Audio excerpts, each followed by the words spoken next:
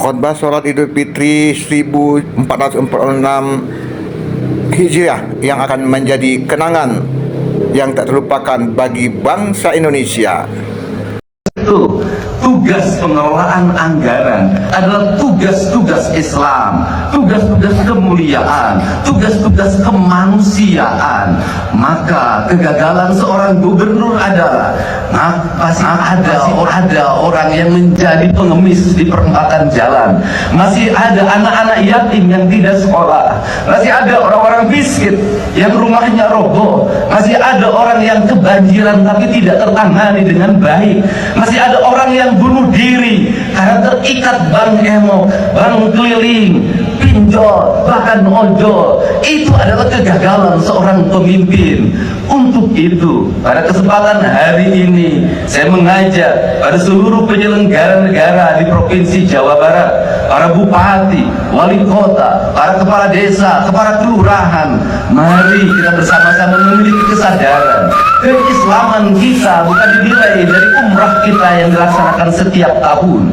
Keislaman kita bukan dinilai dari gamis yang kita pakai. Keislaman kita bukan dinilai dari peci hitam dan putih yang kita kenakan, dari sajarah yang kita hamparkan.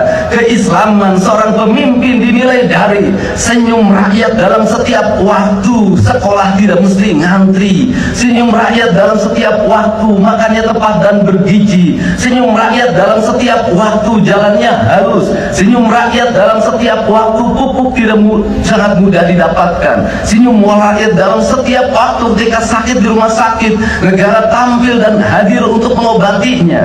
Dokter dan para medis tanpa membedakan kaya dan miskin datang dengan penuh senyumannya. Senyum rakyat dalam setiap waktu, ketika seorang yang melahirkan penuh dengan kenyamanan, bayi yang terlahir dilayani oleh para medis dengan senyuman.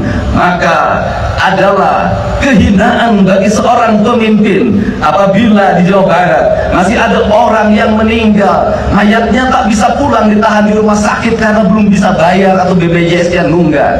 Bayinya ditahan di rumah sakit karena belum bisa bayar atau BPJS nunggak.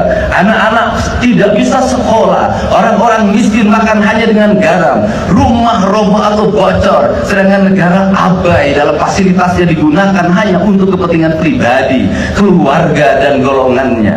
Untuk itu, marilah kita jadikan kesadaran 1 Syawal 1446 Hijriah ini adalah sebuah kesadaran kolektif, kesadaran ritual dan spiritual kita sudah sangat tinggi. Pejabat umroh ngantri, orang-orang kaya umroh ngantri, masjid-masjid Jumat penuh, mimbar-mimbar penuh, ceramah-ceramah dalam setiap waktu. Itu baik, tetapi lebih baik secara substansial adalah dana-dana yang kita miliki digunakan untuk menangani orang-orang fakir, orang-orang miskin, kaum mustadafin, kaum du'afa, orang-orang fafa, orang-orang yang merintih dalam setiap waktu meminta pertolongan tapi abai orang untuk menolongnya.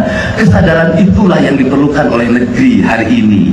Maka jihad kita para pemimpin hari ini adalah jihad menahan hawa nafsu kita untuk menyerap anggaran untuk kepentingan kita. Kemudian kita mengorbankan diri kita, emosi kita, keinginan kita untuk membelanjakannya untuk kepentingan masyarakat yang lebih luas.